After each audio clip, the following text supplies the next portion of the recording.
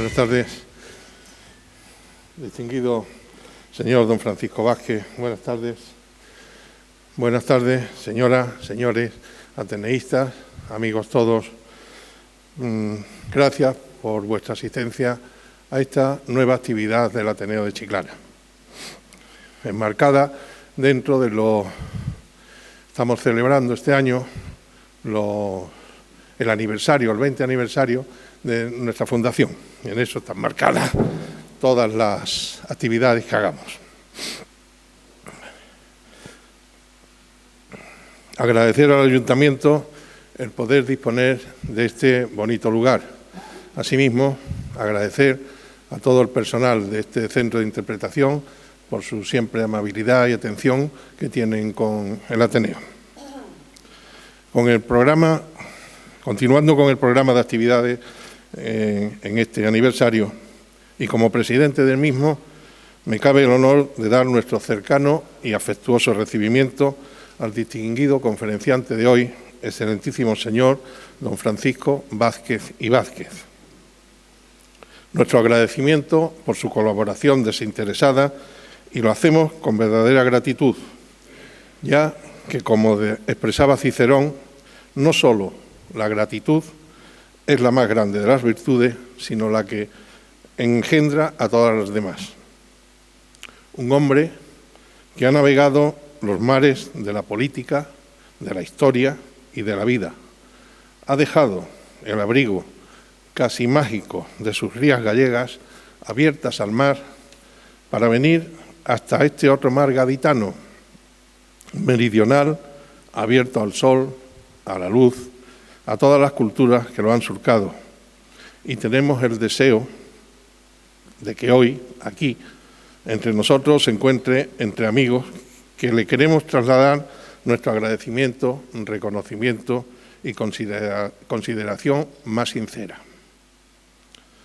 Sea bienvenido, señor Vázquez, a esta hospitalaria ciudad de Chiclana y a este Ateneo, espacio de convivencia, integrador y de libertad de pensamiento, donde hoy se viste con las mejores galas, para recibirle y agradecerle muy sinceramente su gentil colaboración.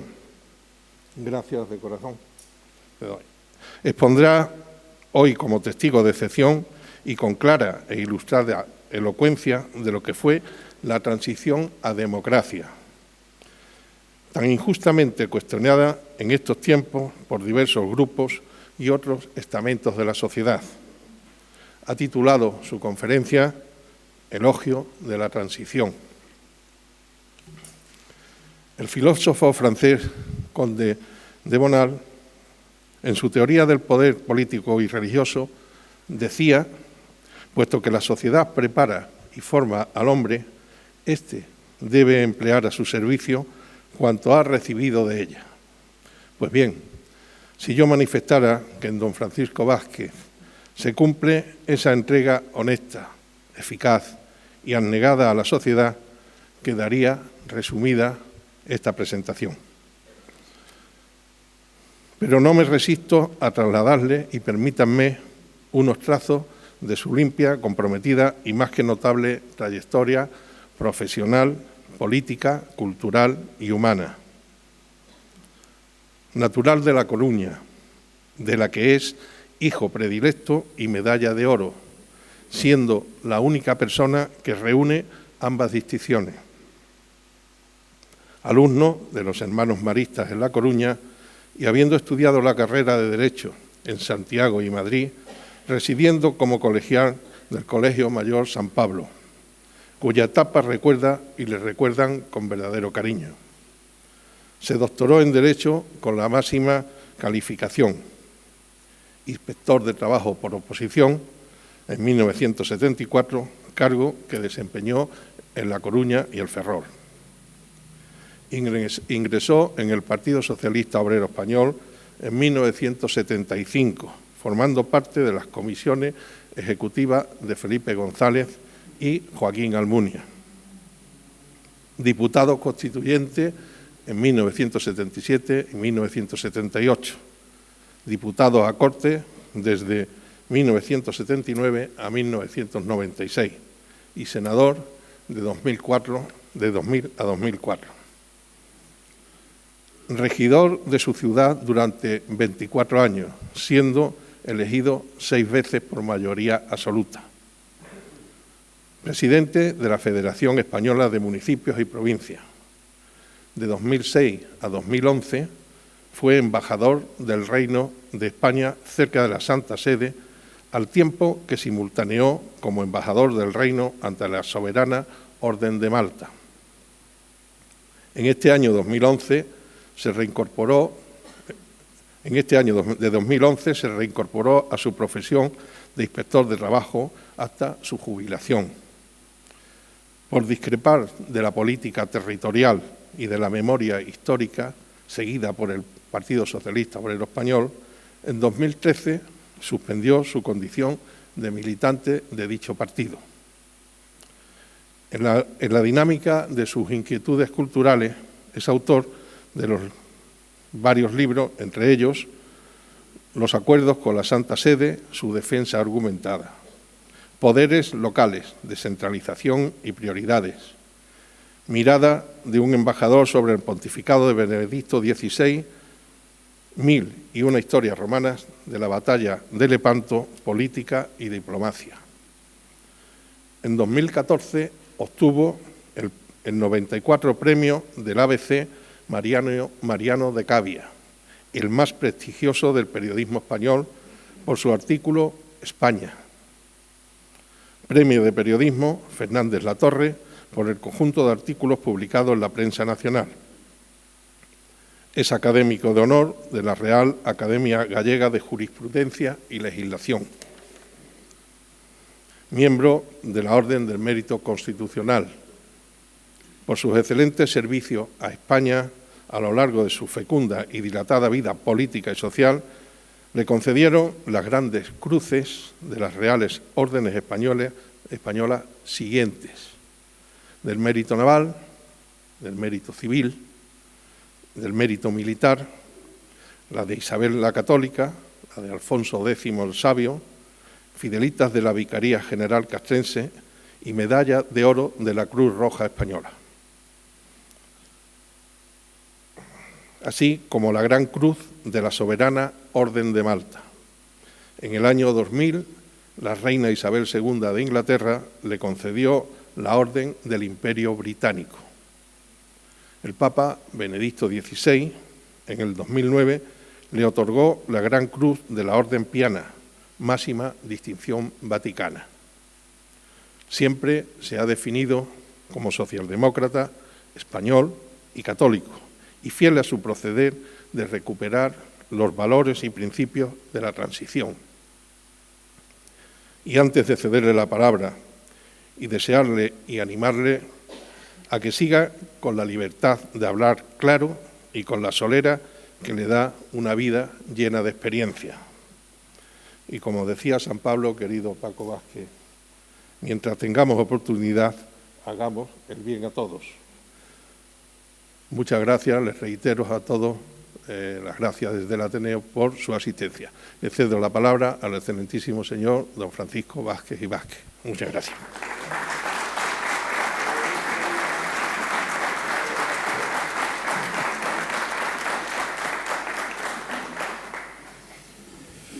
Muy buenas tardes y, en primer lugar, muchas gracias por la presencia de todos ustedes, ¿verdad?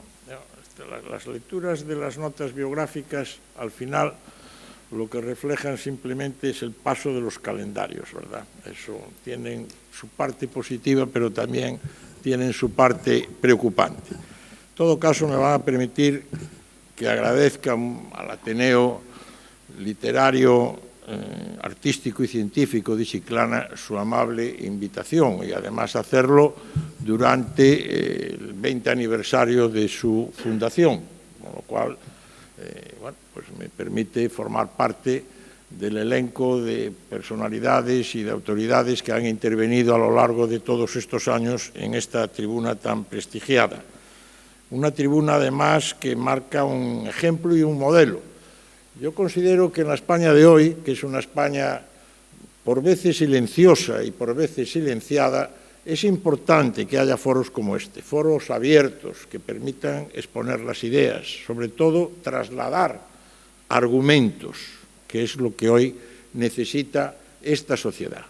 Una sociedad viva es aquella que, de alguna manera, su opinión pública no es errática y no va al socaire de la noticia del día. Posiblemente, si analizáramos la política española del presente, yo les diría a ustedes que mi principal preocupación es precisamente esa. La noticia del día amortiza la noticia del día anterior. Dicho de otra manera, podríamos decir que en muchos casos el dislate de hoy hace olvidar el dislate o el error del ayer. Y de esa manera, día a día, nos vamos olvidando de los grandes problemas de fondo que son los que realmente pueden tener consecuencias para el futuro. La política es intentar administrar lo más correctamente posible la gestión que el ciudadano encomienda a través de su voto, pero hacerlo siempre teniendo en cuenta la previsión de lo que esas medidas van a acarrear en el futuro. Eso es la responsabilidad que se debe tener siempre en cualquier tipo de responsabilidad política. Y lo cierto y la verdad es que hoy en España muchas veces la velocidad con la que se van produciendo las noticias o el interés que hay desde el poder en producir noticia tras noticia hace que nos olvidemos de lo que ha sucedido y queden asentadas las decisiones que ya se han tomado.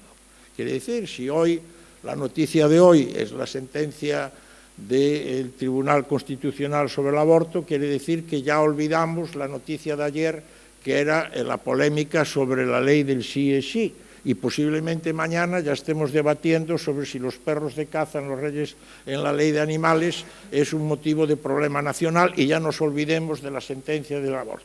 Y de esta forma, con el día a día, vamos olvidando las consecuencias de las medidas que ya quedan asentadas. Quiere decir, cuando hablamos de los problemas educativos que está sufriendo hoy la infancia y la juventud española, nos olvidamos que es la consecuencia de una ley de educación que ya hemos olvidado. O cuando hablamos de las relaciones con los grupos o partidos políticos independentistas, nos olvidamos que eso es consecuencia de un pacto que es el que permite la constitución de la mayoría parlamentaria que apoya al actual gobierno de coalición.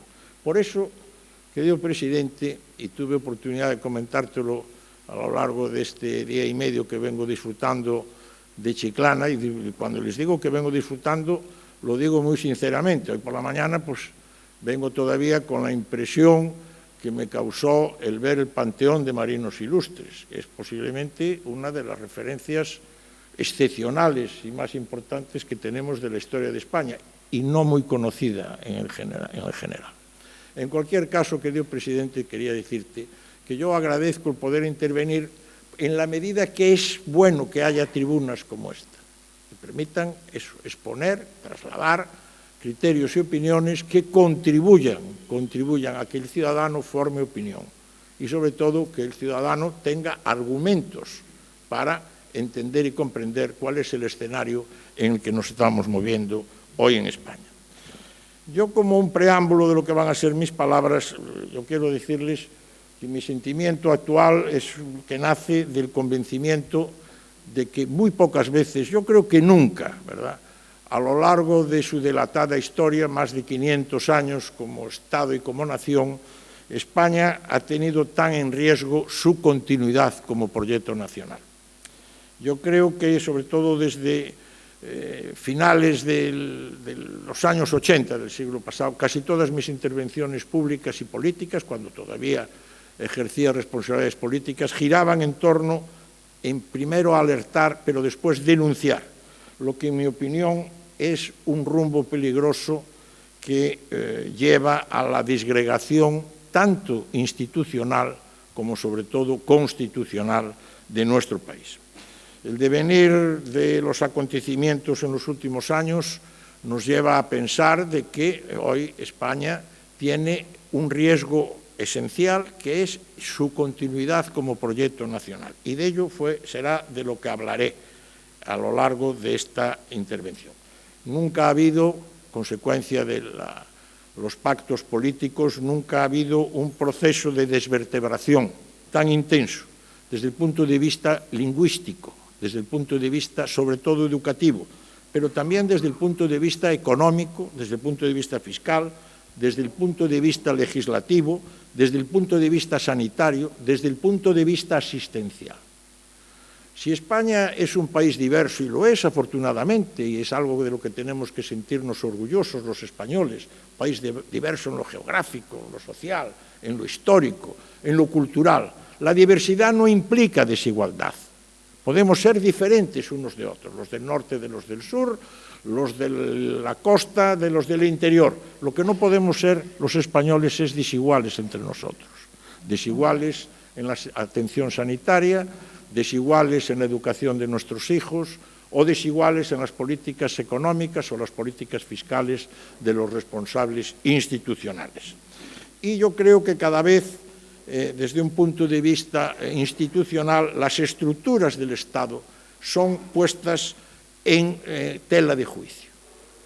Y la única resistencia posiblemente se encuentre en las estructuras judiciales, que es la razón por la cual el llamado Poder Judicial está sometido a un desacato permanente. Se incumplen desde las instituciones y desde el propio poder político las sentencias de los tribunales, como hemos visto repetidas y reiteradas veces, por ejemplo, en el terreno educativo o en el terreno lingüístico, no en una, en varias comunidades autónomas. Y esto pone en entredicho uno de los fundamentos del Estado democrático, que es precisamente la división de poderes y el control de la actuación de cada uno de estos poderes. Por lo tanto, quien como yo, desde la militancia política, desde el inicio de la transición hasta prácticamente ayer, he sido testigo y he participado en ese proceso político tan atractivo, créanme ustedes que la realidad del presente me lleva a afirmar que posiblemente España nunca ha estado tan cerca de la descomposición cívica y sobre todo de la fragmentación territorial. Dos circunstancias que vienen agravadas por dos hechos que todos ustedes tienen presente en el devenir de los días. El primero de ellos es la continuidad en el tiempo de lo que me refería antes, la continuidad en el tiempo de situaciones de hecho que se imponen en contra de las leyes y en desacato a los tribunales, y que ningún gobierno, ni de izquierdas ni de derechas, ha sido capaz de defender con el cumplimiento de lo que establecen las leyes o de las sentencias firmes de los tribunales y ejercer los poderes que tiene el Estado, por ejemplo, en materia educativa, a través de los cuerpos de alta inspección del Estado, en la aplicación de las leyes del uso del castellano en Cataluña, por ponerles a ustedes un ejemplo. Y esta continuidad en el tiempo de esta situación que se da no solo en Cataluña, en varias comunidades autónomas, nos lleva al segundo problema, que es la dificultad, quiere decir cada vez la mayor dificultad de dar marcha atrás. Yo creo que el gran problema que tenemos para el futuro es precisamente la irreversibilidad, la marcha atrás de muchas situaciones de hecho que ya se han consolidado y que va a ser muy difícil retomar lo que podríamos entender como la senda legal, lo que establecen las leyes o lo que demanda la propia sociedad. Imagínense ustedes, estamos hablando aquí en Chiclana, en Cádiz, en Andalucía, pero imagínense ustedes el desaliento de los compatriotas que ven que lo que establece la ley y lo que sentencian los tribunales se incumple y sus derechos se ven conculcados y tienen que acudir a los tribunales para defender algo incomprensible, que sus hijos puedan estudiar la lengua común, la lengua oficial, la lengua española, que es la lengua de todos nosotros. Por lo tanto, la continuidad en el tiempo de estas situaciones y la irreversibilidad de las mismas, pues tiene que ser un motivo de preocupación, sobre todo porque es una ruptura clara con lo que representa el espíritu de la transición. Por el público presente, pues yo entiendo y comprendo que todos ustedes pues tienen muy claro lo que fue la transición, porque muchos de ustedes la vivieron y conocen y saben lo que fue. La transición fue el proceso de la generosidad, fue el proceso del diálogo y fue el proceso de la renuncia de unos y otros, y a unos y a otros se debió. Porque yo, sobre todo a la gente joven, me gustaría recordarles que la transición fue la obra de todos. A mí me gusta repetir muchas veces que uno de los grandes protagonistas de la transición, del reencuentro de España, fue un falangista, ministro secretario general del movimiento, Adolfo Suárez. Adolfo Suárez. Y en la transición se reencontraron quienes venían desde el franquismo con una voluntad reformista, con la oposición democrática que venía de las cárceles y del exilio. Y unos y otros fueron capaces de renunciar, de buscar el encuentro, de construir el consenso, de ser generosos.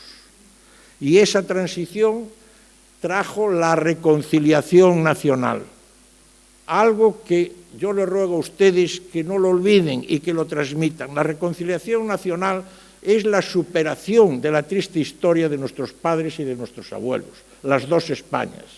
La reconciliación nacional fue la que representó la identificación de todos en un proyecto de futuro que se llamó Constitución Española, que fue el gran fruto que le debemos al proceso de transición, una Constitución de todos y para todos, sin vencedores ni vencidos, y que ha permitido gobernar a la derecha, al centro y a la izquierda.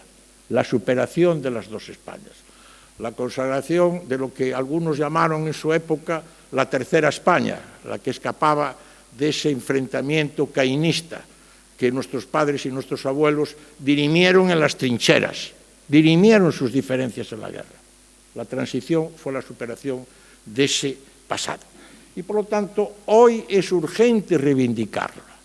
Hoy es urgente reivindicarla a todos los partidos políticos que se definan como constitucionales, que defiendan las instituciones democráticas, que no busquen la derogación de lo que representa la Constitución, el cambio de modelo de Estado y muchísimo más la ruptura de la unidad nacional.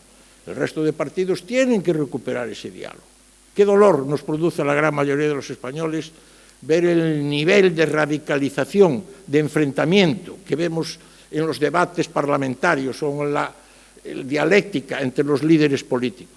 Buscamos, que haya un punto de acercamiento y buscamos el que, de alguna manera, en la política se tengan en cuenta los valores comunes que a todos nos preocupan, ¿verdad?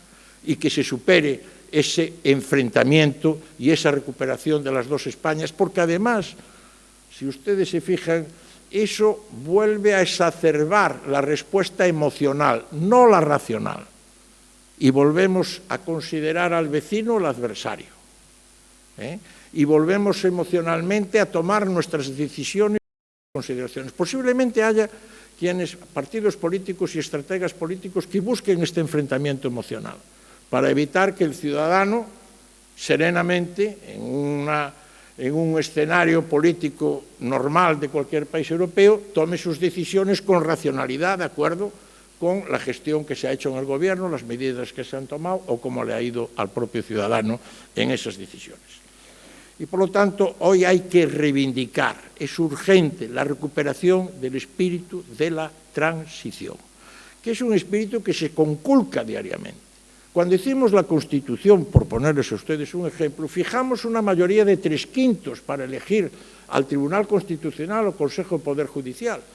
El exigir una mayoría de 3/5 es consagrar el diálogo, es decir, es necesario dialogar para poder elegir a las personas que administren los órganos que tienen que decidir la aplicación de la Constitución y la corrección o no de las leyes. La mayoría de 3/5, eso ha desaparecido.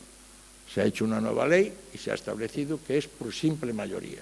Entonces, por un solo voto se puede ocupar con K el Tribunal Constitucional, el Consejo de Poder Judicial, y nos encontramos que las instituciones que deben gozar del respeto y la consideración de los ciudadanos por su imparcialidad y objetividad son instituciones que hoy reflejan la izquierda y la derecha, las dos Españas, las divisiones políticas entre los partidos que hoy configuran nuestro arco parlamentario. Han desaparecido los 3/5, la mayoría se basa por un solo voto. Incluso se aprueban leyes, fíjense ustedes, como una importante, como fue la ley laboral, por un voto que se equivocó,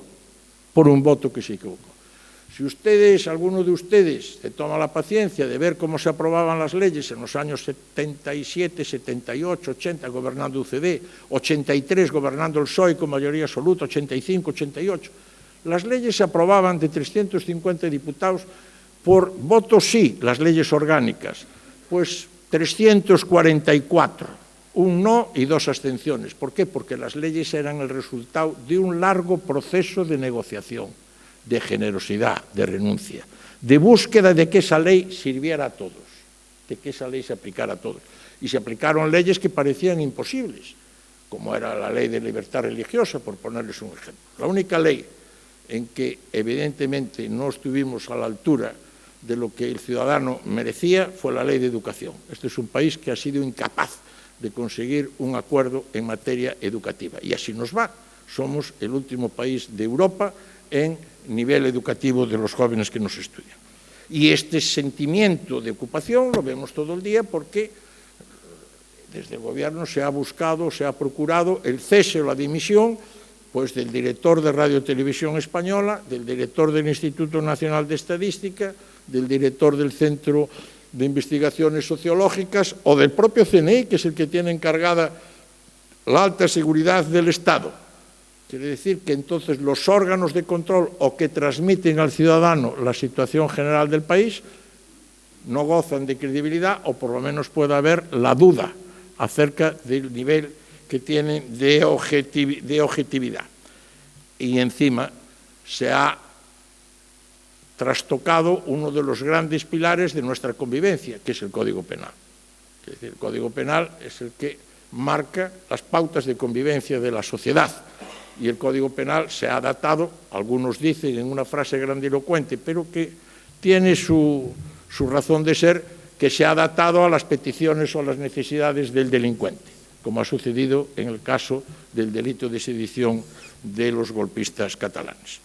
Por eso el título de mi charla es Elogio de la transición y es el expresar, en cualquier caso, mi preocupación al ver cómo todos los contenciosos que alteraron la convivencia en los últimos 200 años, pues que creíamos que ya estaban superados, no ha sido así y vuelven otra vez aquí. Porque hoy, 41 años después, 44 años después de la mayoritaria votación del pueblo español aprobando su Constitución, los partidos que en aquel momento impulsaron el no e impulsaron la abstención son, curiosamente, los que están, de alguna manera, protagonizando el presente político español.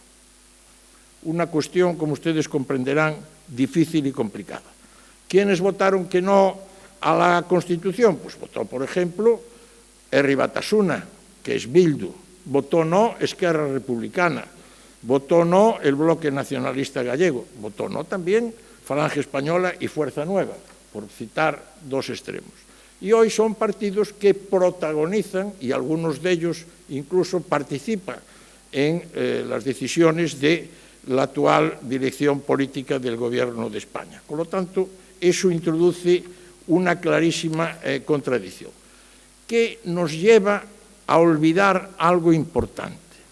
Seamos conscientes de que España es un país con una historia muy convulsa. Tenemos detrás una historia muy convulsa. Precisamente por eso yo muchas veces me temo que la enseñanza de la historia está sometida a un adoctrinamiento absoluto y se tergiversa la verdad histórica posiblemente para taparla o ocultarla. Porque lo cierto es que pocos países como España, en 200 años, que son los que van desde la Constitución que se elaboró aquí cerca en Cádiz, ¿verdad?, hasta la Constitución de 1978, España tuvo 7 constituciones, las cuales fueron todas fueron derogadas violentamente. Ninguna de ellas terminó, por así decirlo, en una normalidad institucional su dirección. Tuvimos 2 dinastías monárquicas, los Borbón y los Saboyas, las 2 depuestas, los Borbones 2 veces. Tuvimos 2 repúblicas violentamente abolidas, 4 guerras civiles, una de las cuales causó cientos de miles de muertos, 4 guerras coloniales, 2 dictaduras, la última con 40 años de duración, 2 regencias militares, innumerables golpes de Estado, sublevaciones, pronunciamientos, asonadas militares, huelgas generales, movimientos revolucionarios.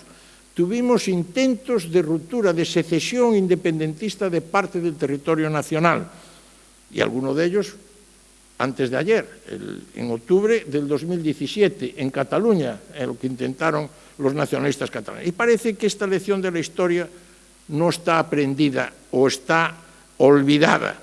Y vemos cómo en el lenguaje político de hoy, en gran medida, estamos más cerca de 1939, del fin de la Guerra Civil, que de 1978, el año en que se aprobó la Constitución, la cual se considera de que es una Constitución que nace de un proceso de transición que se intenta hoy deslegitimar, para de esa manera buscar el cambio y modificación de la forma de Estado y, sobre todo, dar salida a las ansias separatistas de sectores del nacionalismo independentista existente en España. Y para ello pues, se utilizan recursos intelectuales como, por ejemplo, el presentismo. Hoy el pasado se juzga de acuerdo con el presente. Es decir, hoy todo se mira de acuerdo con las ideologías del presente. No se tiene en cuenta el escenario social, el escenario económico, las vivencias que había hace 50, 100 o 150 años. Se condena pues, hasta la película de Blancanieves porque se dice que es una película que tiene un final que va en contra de la igualdad de género porque Blancanieves se levanta sin haber dado el consentimiento al beso del príncipe. A estas estupideces podemos llegar y se ha llegado, desgraciadamente. Como pasa en la aplicación del presentismo de lo que para mí es posiblemente el mayor ataque que ha sufrido la transición, porque es un ataque contra su piedra angular, la reconciliación nacional, que es la llamada Ley de Memoria Democrática, a la cual he dedicado mucho tiempo en denunciarla y condenarla argumentalmente. Porque al final es una nueva versión, la Ley de Memoria Democrática, de la división de vencedores y vencidos. Lo que pasa es que cambian los sujetos. Se cambian los nombres, pero no se cambian los argumentos y las razones. Yo siempre he tenido muy presente aquel discurso del presidente de la República, una persona a la que tengo una gran admiración intelectual, que fue don Manuel Azaña. Azaña, en plena Guerra Civil, en el año 1938, en Barcelona, pronuncia un discurso en que levanta su voz pidiendo paz, piedad y perdón. Paz, piedad y perdón. Y hoy, 80 años después, parece que las P's de paz, piedad y perdón están sustituidas por las R's de rencor, de riña y de revancha, porque esta Ley de Memoria Democrática tiene mucho de un espíritu revanchista incomprensible, que intenta terminar precisamente con lo que representó la reconciliación nacional, la amnistía, la necesidad del borrón y cuenta nueva y mirar hacia el futuro.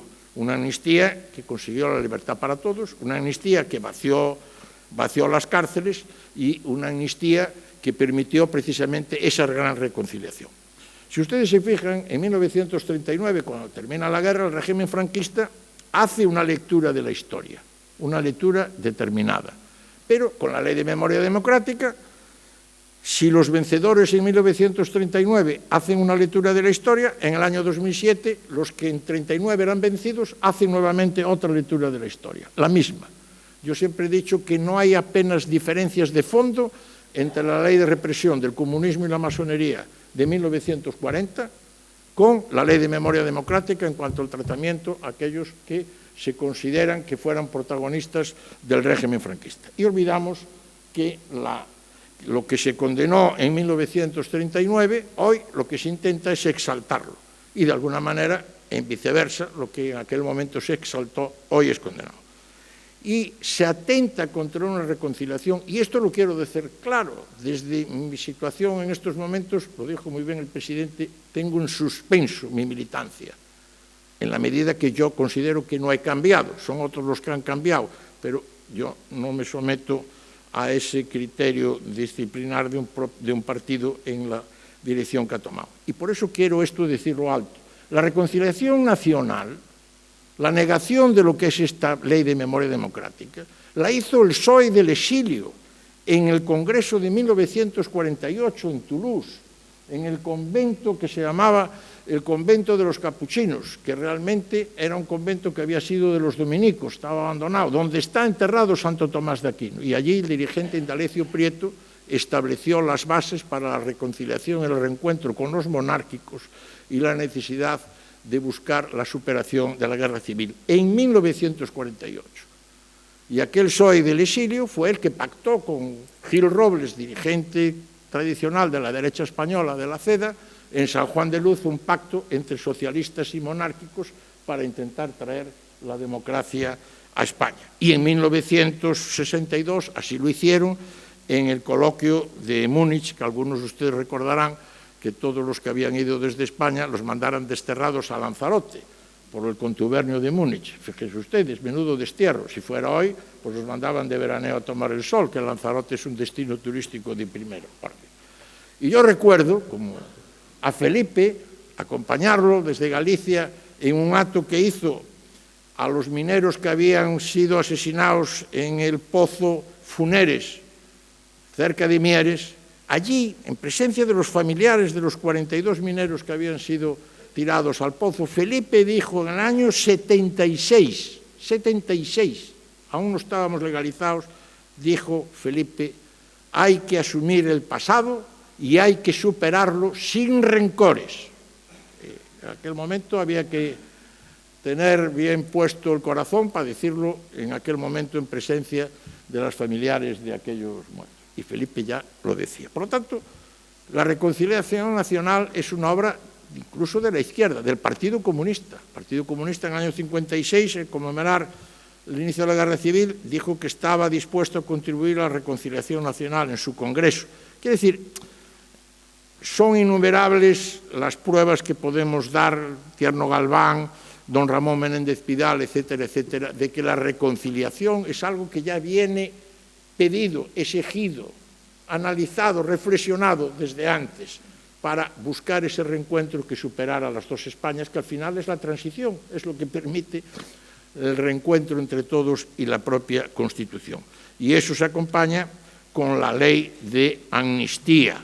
La primera se hizo en el Ayuntamiento de La Coruña en el año 76, cuando presidía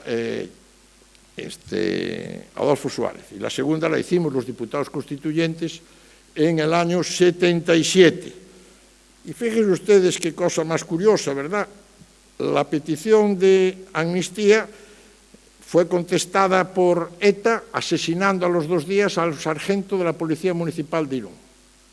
Porque la respuesta que dio lo que hoy representa Bildu como partido político, el terrorismo de ETA, fue la respuesta del tiro en la nuca a el deseo del reencuentro, de la paz, de la construcción de la democracia.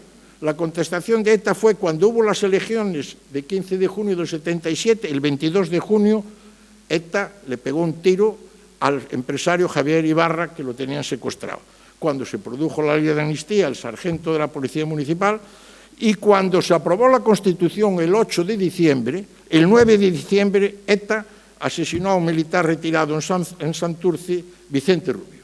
Es decir, esto es la respuesta que han dado al deseo de democracia de todos de toda España y lo que hicieron todos los partidos políticos. Muchas veces pensamos que recordar estas cosas es una obviedad. Yo me temo que no. Yo me temo que tenemos muchas cosas olvidadas o que se pretende que olvidemos muchas cosas, ¿verdad? No hay obviedad.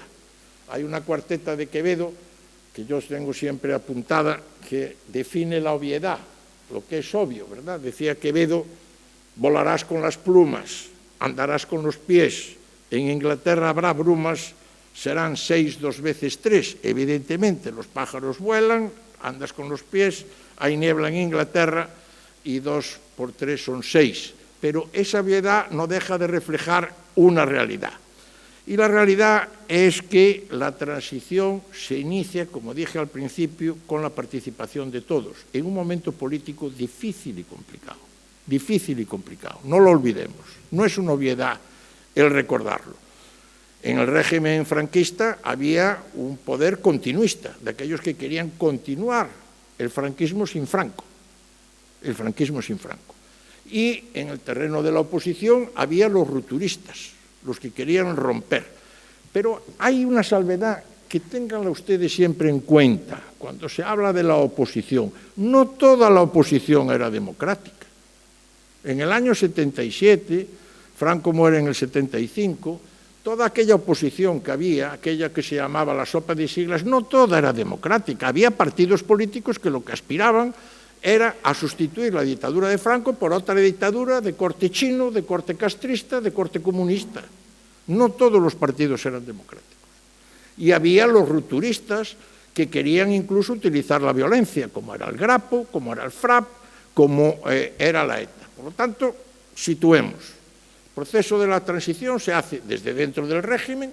Todos aquellos que buscaban la reforma, lo que decían a la ley desde la ley, y la oposición que opta por tener también un proceso de reforma que permita una situación en la que no haya vencedores y vencidos y alejada de cualquier tentación de revancha. Y esa ruptura pacífica y democrática es la que permitió la aprobación de la Constitución con más del 90,8%. Pero fíjense ustedes, esa Constitución en Cataluña la vota el 90,46% de los catalanes. O sea, que no se puede poner en entredicho la legitimidad democrática del proceso de transición, que es uno de los argumentos que utilizan, uno, los continuadores y herederos de los partidos rupturistas, que lo que intentaban y buscaban era implantar una dictadura de corte comunista, y muchísimo menos los independentistas. Otra cosa es que se les hayan dejado los instrumentos, como veremos a continuación, para poder cambiar esa tendencia. Porque cuando el 90,46% de catalanes vota sí a la Constitución, las encuestas decían que el 8,9% de los catalanes se consideraban más catalanes que españoles. Hoy es el 44%. ¿Cómo es posible que en un corto espacio de tiempo, de poco más de 30 y tantos años, haya habido ese cambio tan radical en una sociedad? Muy sencillo, por la educación. Muy sencillo, ténganlo en cuenta, por la educación. La educación es la que se ha utilizado como instrumento político de adoctrinamiento y ha tergiversado la enseñanza de la historia y ha establecido la exaltación de los elementos que se llaman singulares, excluyendo lo común, lo que pertenece a todos. Por lo tanto, quiere decir que en aquel momento la generosidad de todos, como he subrayado varias veces, permitió poner en marcha ese proceso de transición, aprobar la Constitución, y en un momento de crisis económica más difícil que el presente, después de una pandemia y con las consecuencias de una guerra, tener en todos, no solo los partidos políticos, también las organizaciones sindicales, la generosidad, el acuerdo, el diálogo, la visión de Estado de poner en marcha los llamados pactos de la Moncloa. Los pactos de la Moncloa, que fueron los que permitieron a España sobrevivir en una situación difícil que muchos de ustedes recordarán. Para que se hagan una idea, la inflación que hoy es, no llega al 5 y pico por ciento, en aquel momento era el 26,4%. Cada año perdíamos la cuarta parte de nuestra capacidad económica. El interés que había que pagar a los bancos por los préstamos era del 22%, hoy es el 3%. Y el desempleo, que hoy está en torno al 14,6%, era del 25%, uno de cada 4 inscritos en la Seguridad Social estaban en paro. Era lo que llamaba Fuentes Quintana, ¿verdad? La tragedia de los 20, porque todo era más de 20 lo que había. Y lo cual hizo necesario incluso devaluar la peseta. Recordarán que se había devaluado la peseta en un 20%. Pues se consiguió con esos pactos de la Moncloa hacer frente a esa situación. Y se abordó sobre todo la solución del problema militar, del problema del encaje de la Iglesia Católica y del problema de la cuestión territorial. Son los tres grandes problemas que tuvo España en el siglo XIX y en el siglo XX, ¿verdad? La llamada cuestión militar, la llamada cuestión religiosa y la llamada cuestión territorial, que se resolvieron en la Constitución.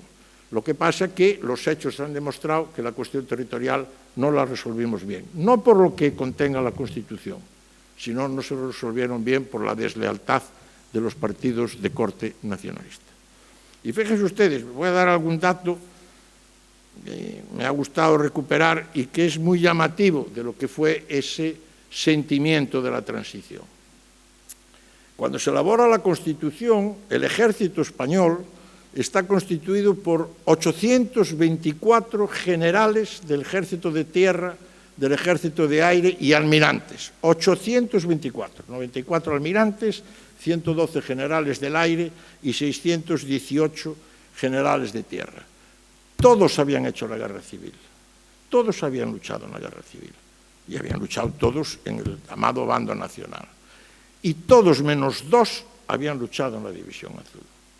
Esto pone en valor la actitud de disciplina que tuvo el ejército español y la actitud de respeto hacia la democracia y de aceptar la decisión mayoritaria del pueblo español. Era un ejército teóricamente comprometido, en lo que me refiero a su cúspide, ¿verdad?, con lo que fue uno de los dos bandos de la guerra civil. Y eso es un gran mérito el que tuvieron. Y esto no lo hicieron los partidos independentistas, o no lo hicieron los partidos de corte populista, y muchísimo menos las organizaciones de corte terrorista. La cuestión religiosa se resolvió con la participación e iniciativa de la Iglesia. Muchos de ustedes recordarán al cardenal Tarancón. Yo tengo dicho en muchos artículos que yo me enteré que Franco había muerto cuando oía Tarancón en la coronación del rey. Tarancón tenía aquella voz ronca de fumador.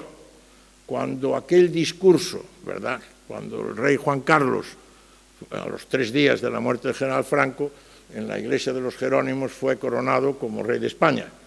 Y Tarancón pronunció aquel discurso, que es uno de los mejores discursos que se han pronunciado en España en los últimos años, cuando le dijo: deberéis ser el rey de todos y deberéis reinar para todos y todos tendremos que construir España. La iglesia, aquella iglesia que es la que, de alguna manera, a través de la aplicación del Concilio Vaticano II y sobre todo de una encíclica del Papa Pablo VI, la Gaudium Spes, estableció la participación de los laicos en la vida política y el respeto a la democracia. Bueno, en cualquier caso lo resumo, pero la cuestión territorial es la que más nos debe preocupar.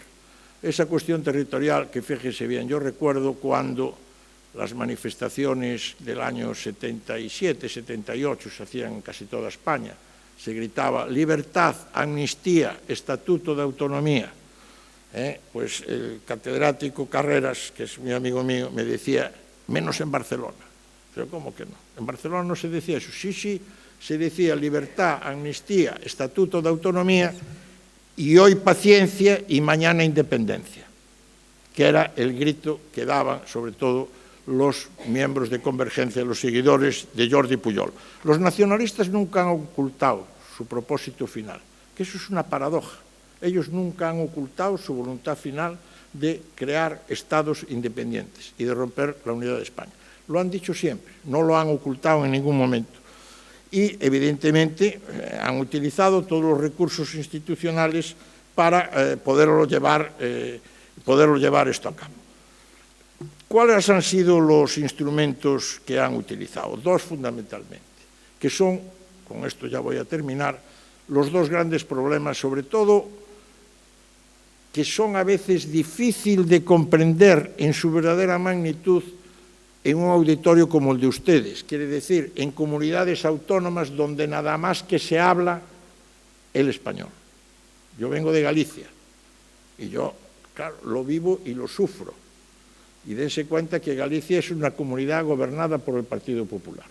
Yo vivo en un ayuntamiento, La Coruña, en que mi ayuntamiento, un ayuntamiento socialista, nada más que utiliza la lengua gallega. Está excluida en las comunicaciones la lengua española.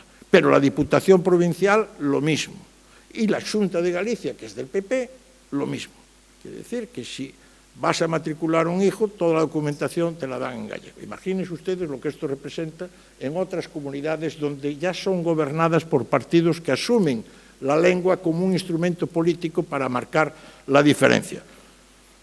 En Mallorca, tengo aquí el dato, cuando terminó la pandemia, a 2.500 celadores que estaban contratados para hacer frente a la pandemia, se les rescindió el contrato.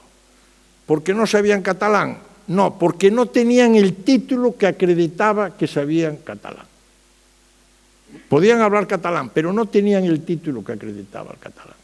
De manera que hoy usted enferma en Ibiza y tiene dificultades de ser atendido durante sus vacaciones en algunos servicios médicos porque no hay médicos, porque no tienen el título correspondiente de la lengua catalana. Claro, el problema de la lengua es un problema que yo se lo trasladaría a ustedes pues con simples preguntas, ¿verdad? ¿Ustedes creen que en cualquier país de nuestro entorno, en Francia, en Alemania, en Italia, en Inglaterra, habría que convocar manifestaciones públicas en la calle o debates o mesas redondas para defender el uso del francés o del alemán o del italiano o del inglés? ¿Ustedes creen que esto sería concebible? ¿O que los ciudadanos tengan que ir a los tribunales para que sus hijos puedan estudiar la lengua nacional? ¿O que se multe a los comerciantes por rotular los rótulos de su comercio en lengua española y no en la lengua regional? ¿O países como pasa en España, en que se prime más en los concursos y en oposiciones el conocimiento de la lengua que los conocimientos académicos?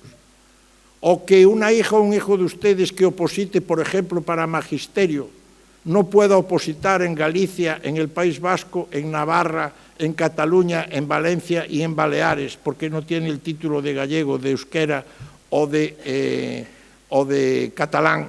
Y en cambio un gallego, un vasco, un navarro, un catalán, un valenciano o un balear pueda opositar en su propia comunidad autónoma y se suspende venir a Andalucía a examinarse y a poder obtener la plaza. ¿O en qué lugar del mundo se puede pedir el ejercicio del bilingüismo, que el Senado se utilice en las dos lenguas cuando se niega el uso de la lengua castellana en las propias cámaras autonómicas? El atender esas pretensiones son las que marcan esa ruptura preocupante. Porque imagínense ustedes que en vez de la lengua, las señas de identidad, lo que se salta siempre como señas de identidad nacional, fueran otras. Imagínense ustedes que en vez de la lengua, porque la diversidad viene marcada por el idioma, pero si no fuera el idioma, si fuera la religión, ¿quiere decir esto? Si en el País Vasco, o en Cataluña, o en Galicia, lo que hubiera fue históricamente una mayoría protestante, o musulmana, o ortodoxa, quiere decir que los que no fueran de la religión mayoritaria de esa comunidad autónoma quedarían excluidos o se les sometería a un tribunal de inquisición. Y si fuera la raza, el color de la piel. Es decir, si en una comunidad autónoma española predominaran pues de color negro o color amarillo, ¿verdad? Los que no obtuvieran ese color ya no podrían optar a la condición de nacionales o gozar de los mismos derechos. No se olviden ustedes que el proyecto de estatuto de autonomía que se impulsa en el País Vasco distingue entre ciudadanos vascos y nacionales vascos y ciudadanos. Hace esa distinción. Hace la distinción entre que, dicho no en broma, pero bueno, casi en broma, el que tenga los 8 apellidos o tenga el cráneo con NH. Bueno, lo cierto es que esto tiene un alcance largo y se debe fundamentalmente al problema de la educación, como les dije anteriormente. El actual ministro de Cultura, Zeta, dijo hace un año y medio, dijo realmente cuando haya más o menos sobre un 60% de catalanes que demanden el que se haga un referéndum, habrá que hacer ese referéndum. Y cuando dice el ministro de Cultura, dirigente socialista de Cataluña, cuando en 4 o 5 años, no lo dice, que a mí me sorprendió el silencio que se produjo, que nadie le replicó, no lo dice por decir. Si ustedes cogen el censo, Cataluña tiene un censo de 5.554.000 habitantes con derecho a voto, de 7 millones y pico. Cuando empezó la transferencia de educación, había en aquellos momentos un 54,88% de catalanes que no recibieron la educación de la propia autonomía, marcada por los programas educativos de la propia autonomía. Pero si usted mueve ese censo y prevé dentro de 5 años los habitantes que va a tener Cataluña, va a tener, según las previsiones del Instituto Nacional de Estadística, 6.097.000 habitantes. Y entonces nos encontraremos que de esos 6.097.000 habitantes, 3.829.000 habrán sido educados en los programas educativos nacionalistas marcados por la propia Generalitat y representarán el 62,80% del censo. Es decir, que el 62,80% del censo de Cataluña en 5 años se habrá educado, se habrá sido formado en programas educativos que de alguna manera han hecho del colegio un instrumento político para adoctrinar ideológicamente a los niños y a los jóvenes. El España nos roba, el España nos roba. Por lo tanto, no es de extrañar lo que sucede. Y además, lo extraño es que esto pueda suceder, ¿verdad?, con un complejo por parte de todos los que nos han gobernado. Y aunque me haya referido más a Cataluña por cuestiones posiblemente de actualidad, eso no quiere decir que eso no esté presente en otras muchas de las comunidades autónomas españolas. Y en general en todo el conjunto de España, en la cual los programas educativos dan una educación desvertebrada. No hay unos valores comunes. Los niños salen sabiendo cuáles son los ríos de Andalucía, pero a lo mejor no saben que hay el Tajo y hay el Duero, ¿verdad? Eso es una cuestión, una realidad que muchas veces se da. Lo cierto es que el espíritu de la transición ha sido conculcado y eso tiene consecuencias negativas. Yo en mis palabras he intentado trasladar un poco algunos de los problemas que pueden surgir y algunos de los problemas que nos pueden hacer retroceder en el tiempo. Todos los que hemos defendido esa idea de la tercera España, la España del encuentro, la España común, siempre tenemos presente, ¿verdad?, aquel gran escritor español que era Benito Pérez Galdós en sus episodios nacionales. Y en el primero de los episodios, que es el que hace referencia a Cádiz, el de Trafalgar, las Cortes de Cádiz, Galdós recoge el juramento que hacían los diputados de aquella Constitución de la Pepa. Y el juramento que hacían era: ¿juráis conservar la integridad de la nación española? Este juramento hoy no se podría hacer en las Cortes españolas, porque habría muchos diputados que no la jurarían, aparte de las tonterías que suelen decir algunos de ellos y que se les permite y se les tolera, ¿verdad?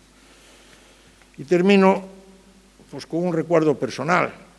En el año 2005, Cádiz y Coruña son dos ciudades muy similares, tienen muchas similitudes.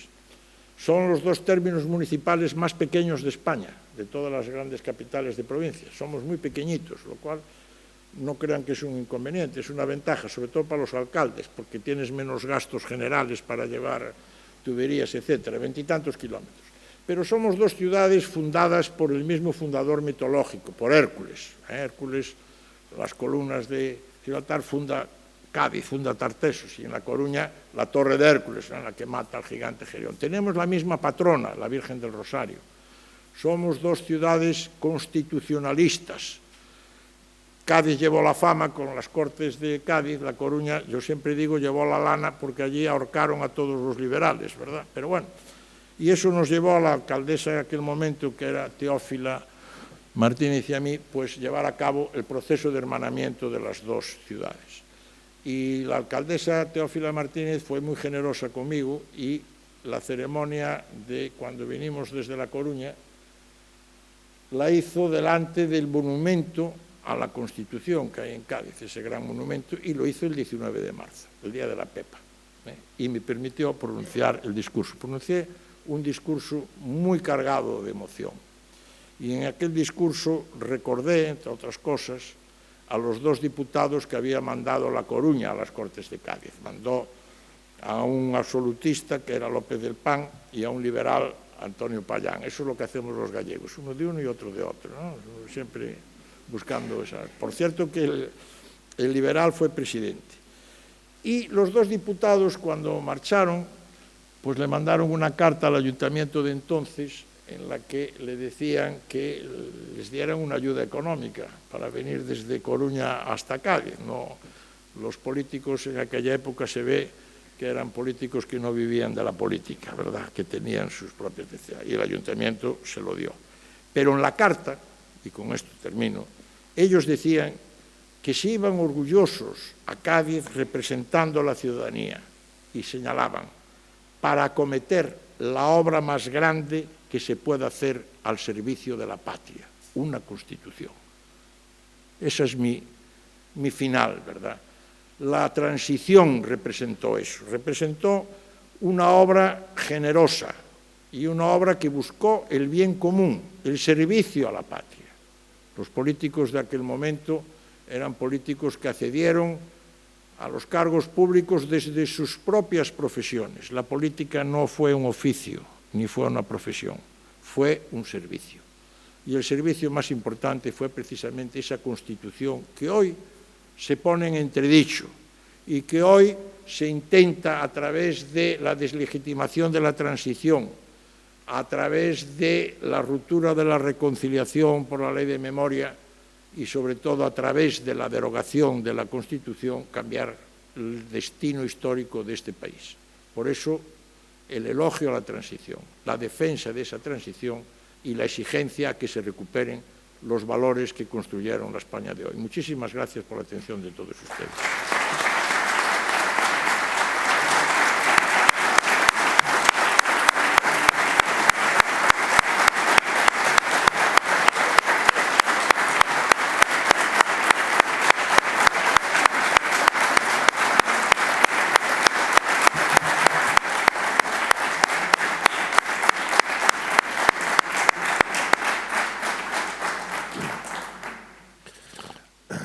Permítanos, antes del breve coloquio que vamos a tener, la Junta Directiva del Ateneo decidimos nombrar ateneísta de honor al excelentísimo señor don Francisco Vázquez y Vázquez, y para ello el secretario del Ateneo va a leer la parte del acta en el cual se nombra ateneísta de honor. Muchas gracias.